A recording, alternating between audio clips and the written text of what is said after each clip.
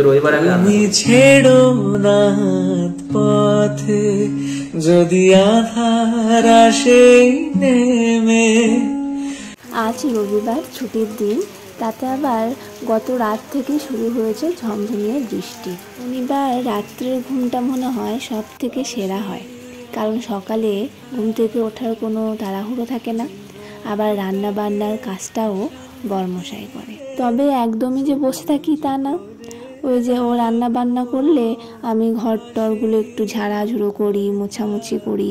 তারপর আজকে যেহেতু এরকম মেঘলা মেঘলা দিন করেছে, কাচাকুচি তো করতে পারবো না, তো ওইদিকে দেখি ও সবজি বাজার করে নিয়ে চলে এসেছে, সঙ্গেই বাটা মাছগুলো, যেটা ওর আর আমার খুবই পছন্দের। তারপর মুড়ি খেতে খেতে আমরা এই যে গোপাল ভাট দেখি। তোমরা কে কে গোপাল ভাট দেখো কমেন্টে কিন্তু জানাবে। তো আমাদের প্ল্যান ছিল মাছের ঝোল হবে আর কোনো একটা সবজি হবে আর ভাত হবে, কিন্তু ওর মন হয়ে গেছে আজকে খিচুড়ি খাবে, কারণ হচ্ছে বৃষ্টি পড়ছে খুব। তো যেমন বলার তেমন কাজ, বেরিয়ে পড়লো ছাতা নিয়ে।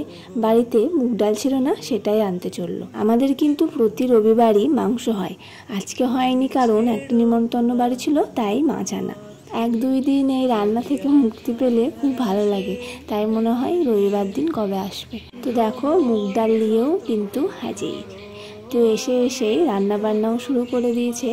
যেহেতু খিচুড়ি রান্না করব, প্রথমে চালটাকে ভালো করে ধুয়ে নিল, তারপর সেটাকে আধা ঘন্টা মতো ভিজিয়ে রেখেছিল, দিয়ে এদিকে শুরু করেছিল সবজি কাটা। আর এই যে এত শান্ত শিষ্টভাবে সবজি কাটছে, তার পিছনের কারণ হলো এই যে ফ্যান চালিয়ে সবজি কাটছে। ভাবো তাহলে কত আরামে কাজ করে। খিচুড়িতে যে মশলাগুলোকে দেওয়া হবে, প্রথমে এই পেঁয়াজগুলোকে পেস্ট করে নিয়েছিল, তারপরে আদা, রসুন, লঙ্কা, টমেটো সেটার একটা পেস্ট করে নিয়েছিল। একসঙ্গে অত ধরবে না বলে আলাদা আলাদাভাবে পেস্ট করে নিয়েছিল, তারপরে কিন্তু সেই মশলা দুটোকে একসঙ্গেই মিশিয়ে দিয়েছিল।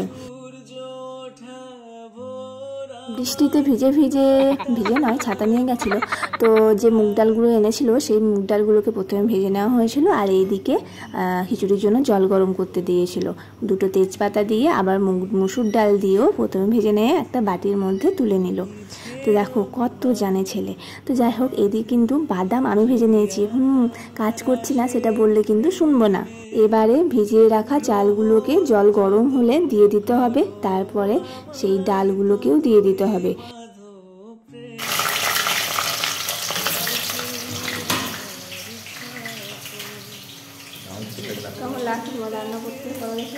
খুব ভালো লাগে রান্না করতে, প্রতি রবিবার আমি রান্না করি। এটা সত্যি, প্রতি রবিবারে কিন্তু রান্না করে। আর খিচুড়িতে আমরা আলু দেব, সেই জন্যই আলুগুলোকে ভেজে নেওয়া হচ্ছিল।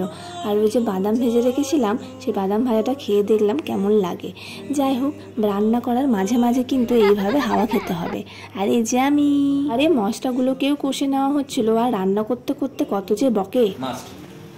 মশলা তৈরি হচ্ছে, খিচুড়ি তৈরি হচ্ছে, মশলা হয়ে গেলে এই মশলা যাবে খিচুড়ি।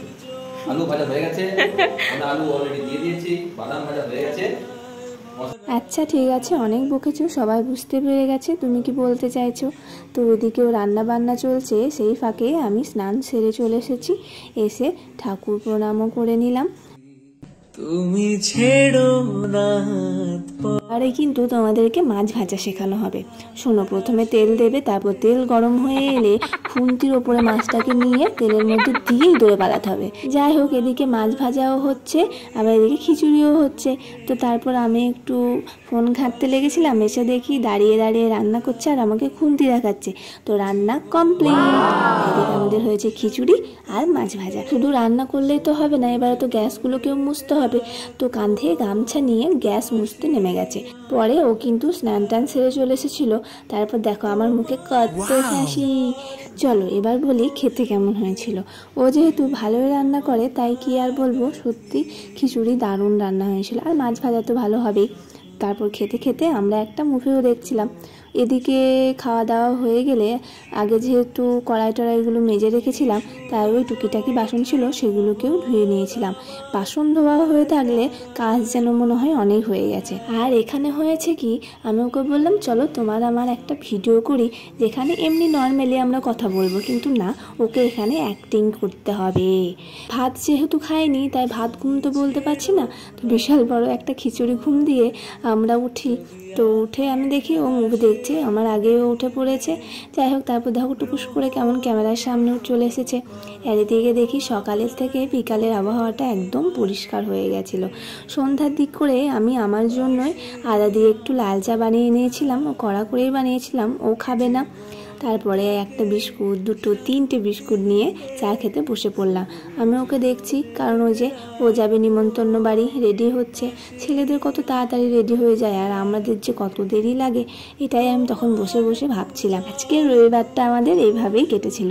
তো তোমাদের ভিডিওটা কেমন লাগলো সেটা কিন্তু জানাতে ভুলবে না। আর ভালো লেগে থাকলে লাইক, কমেন্ট, সাবস্ক্রাইব করে দেবে। দেখা হচ্ছে পরে কোনো ভিডিওতে। সবাই ভালো থাকবে, সুস্থ থাকবে। Tata, bye bye.